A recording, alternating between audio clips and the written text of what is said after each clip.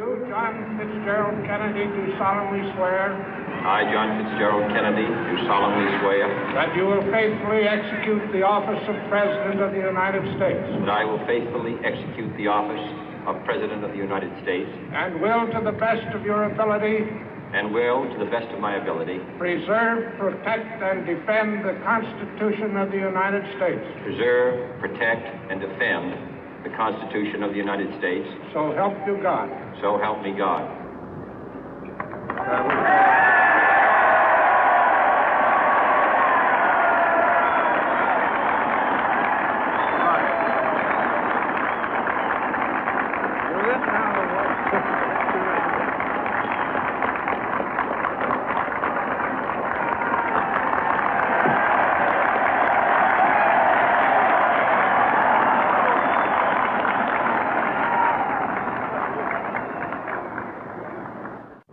Vice President Johnson, Mr. Speaker, Mr. Chief Justice, President Eisenhower, Vice President Nixon, President Truman, Reverend clergy, fellow citizens.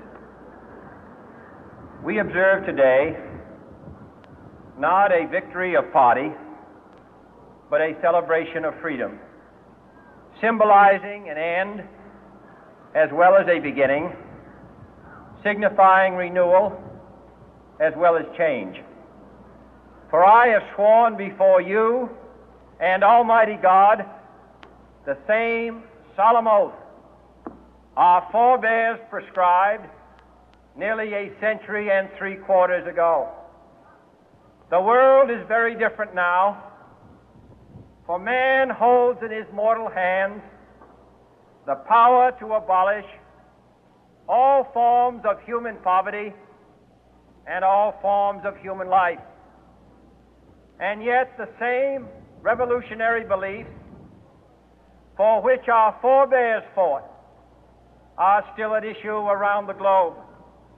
The belief that the rights of man come not from the generosity of the state, but from the hand of God. We dare not forget today that we are the heirs of that first revolution.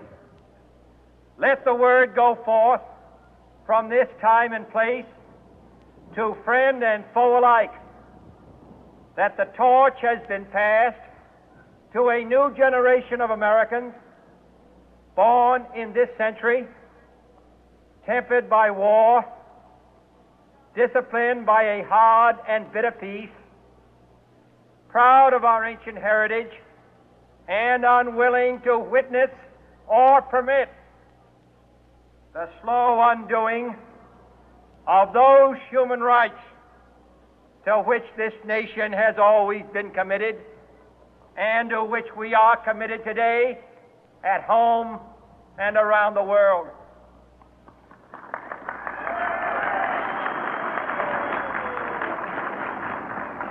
Let every nation know, whether it wishes us well or ill, that we shall pay any price, bear any burden, meet any hardship, support any friend, oppose any foe to assure the survival and the success of liberty.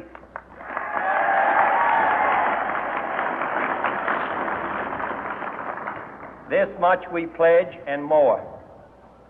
To those old allies whose cultural and spiritual origins we share, we pledge the loyalty of faithful friends. United, there is little we cannot do in a host of cooperative ventures. Divided, there is little we can do, for we dare not meet a powerful challenge at odds and split asunder. To those new states whom we welcome to the ranks of the free, we pledge our word that one form of colonial control shall not have passed away merely to be replaced by a far more iron tyranny. We shall not always expect to find them supporting our view, but we shall always hope to find them strongly supporting their own freedom, and to remember that in the past, those who foolishly sought power by riding the back of the tiger ended up inside.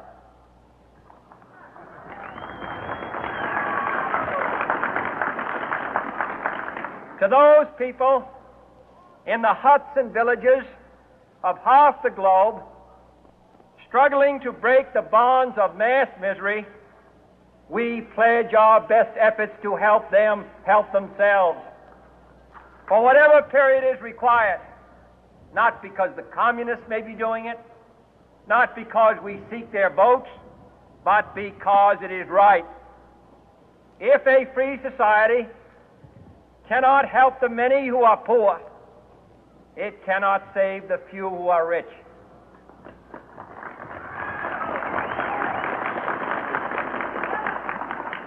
To our sister republics south of our border, we offer a special pledge to convert our good words into good deeds, in a new alliance for progress, to assist free men and free governments in casting off the chains of poverty. But this peaceful revolution of hope cannot become the prey of hostile powers. Let all our neighbors know that we shall join with them to oppose aggression or subversion anywhere in the Americas. And let every other power know that this hemisphere intends to remain the master of its own house.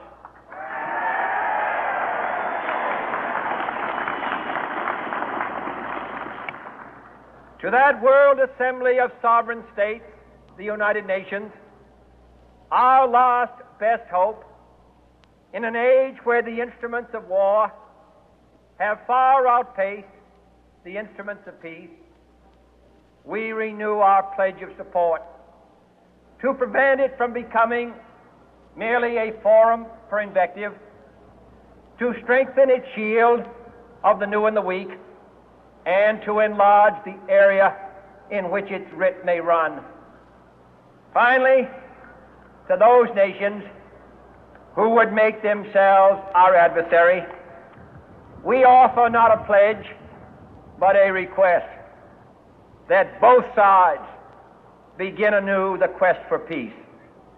Before the dark powers of destruction, unleashed by science, engulf all humanity in planned or accidental self-destruction, we dare not tempt them with weakness, for only when our arms are sufficient beyond doubt can we be certain beyond doubt that they will never be employed.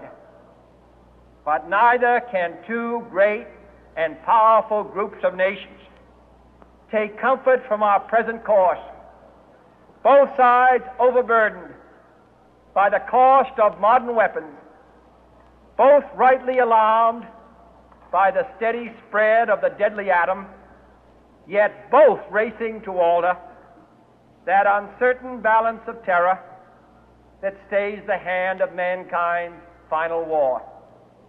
So let us begin anew, remembering on both sides that civility is not a sign of weakness, and sincerity is always subject to proof. Let us never negotiate out of fear, but let us never fear to negotiate.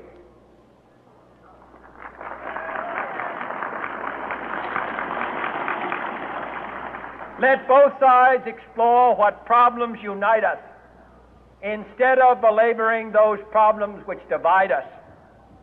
Let both sides, for the first time, formulate serious and precise proposals for the inspection and control of arms, and bring the absolute power to destroy other nations under the absolute control of all nations.